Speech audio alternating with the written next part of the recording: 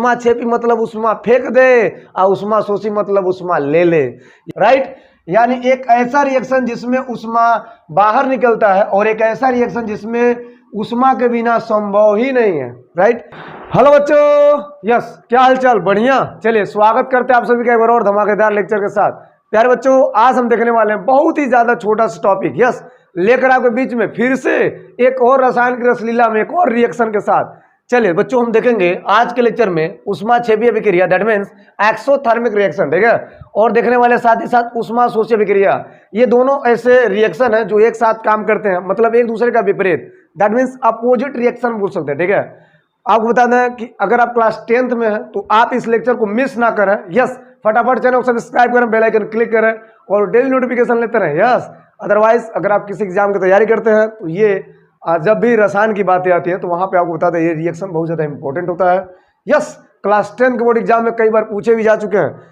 चलिए उठाए का विकलम, हो जाए तैयार, यस। तो चलिए देखते हैं क्या है। सबसे पहले हम बात करेंगे उष्मा छेपी, फिर उसके जस्ट हम बात करेंगे उष्मा शोषी। प्यारे बच्चों, सिंपली अगर बात किया जाए तो जब उष्मा छेपी है तो इसका मतलब उष्मा को फेंक दे, यस। और जब उष्मा शोषी है तो इसका मतलब उष्मा को अवशोष कर ले, राइट। यानी एक ऐसा रिएक्शन जिसमें उष्मा बाहर निकलता है और एक ऐसा रिएक्शन जिसमें उष्मा के बिना संभव ही नहीं है, राइट। अलग अलग बातें, ये उष्मा को देता है तो ये उष्मा को लेकर के काम करता है, ठीक है। अब चलिए डिफिनीशन की बात करते हैं तो दो लाइन में कैसे डिफिनीशन लिखते हैं। तो बच्चों इसका लिखेंगे व्हाट, क्या लिखेंगे, जिन अभिक्रियाओं में उत्पाद के, दैट मीन्स प्रोडक्ट, अच्छी तरह जानते हो, उत्पाद के निर्माण के साथ साथ, उत्पाद के निर्माण के साथ साथ उष्मा का भी, ठीक है, उष्मा का भी उत्सर्जन होता है, राइट। क्या कहलाती है, उष्मा छेपी, साफ साफ स्पष्ट है, उष्मा छेपी अभिक्रियाएं कहलाती है या अभिक्रिया कहलाती है, राइट। इतनी बात है, यस।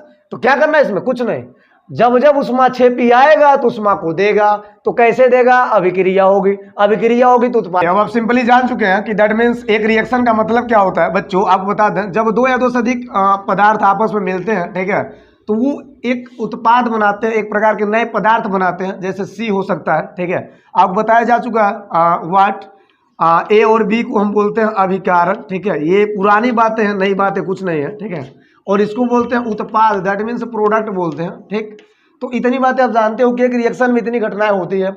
अब रिएक्शन अगर कोई हो रहा है और वहां पे कुछ उष्मा जनरेट होता है, दैट मीन्स डेल एच बोल सकते हैं या यू बोले, यहाँ पे एनर्जी बोल सकते हैं, ठीक है। एनर्जी कुछ मिलता है या हीट मिलता है, इस प्रोसेस को, इस तरह के प्रोसेस को जहां पे हीट का जनरेट हो वहां बच्चों बोलते हैं उष्मा छेपी अभिक्रिया। यानी जब जब उष्माओं का त्याग होगा, जब जब उष्माएं निकलेंगी जिस रिएक्शन में, उस पूरे रिएक्शन को बोलेंगे उष्मा छेपी अभिक्रिया, ठीक है।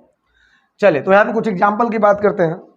चलिए कुछ एग्जाम्पल लेते हैं, दैट मीन्स क्या होगा, जरा ध्यान देंगे। कुछ एग्जाम्पल की बात करते हैं,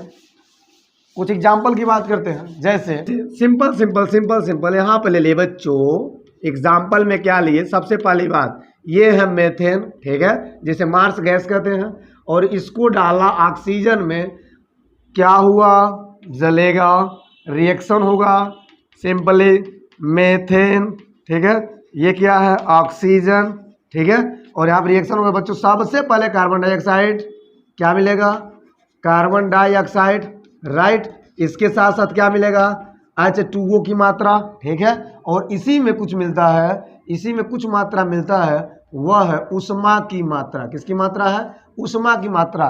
तो ये बता रहा है, ये जनरेट करा रहा है कि यहाँ पे जो रिएक्शन हो रहा है, इस रिएक्शन को, इस टाइप के रिएक्शन को हम बोलते हैं एक्सोथर्मिक रिएक्शन, दैट मीन्स उष्मा छेपी अभिक्रिया। इसके अलावा कुछ, चले बच्चों इसके अलावा देखते हैं, अगर मान लीजिए कार्बन है, दैट मीन्स इसको हम बोलेंगे ग्रेफाइट, ठीक है। क्या बोलेंगे, एक ग्रेफाइट है और इसमें हमने क्या डाला, ऑक्सीजन डाला, ठीक है।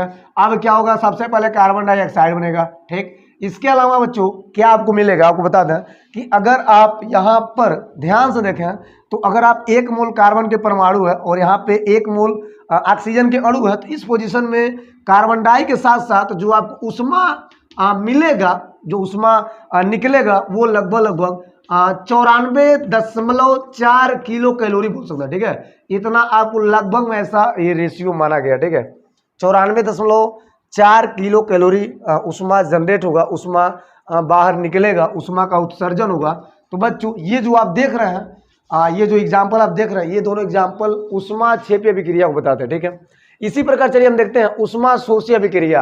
अब उष्मा शोषी क्या है, उष्मा क्षेपी मतलब उष्मा फेंक दे और उष्मा शोषी मतलब उष्मा ले ले।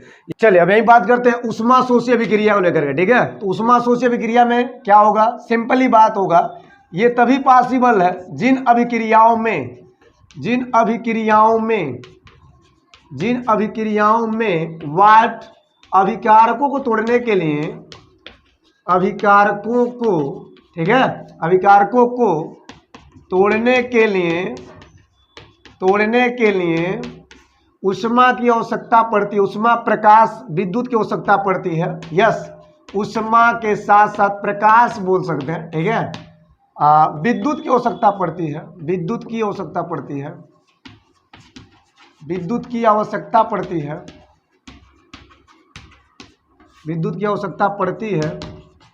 उष्मा शोषी अभिक्रिया कहलाती है, सिंपल है, ठीक है। उष्मा शोषी अभिक्रियाएं कहलाती है, उष्मा शोषी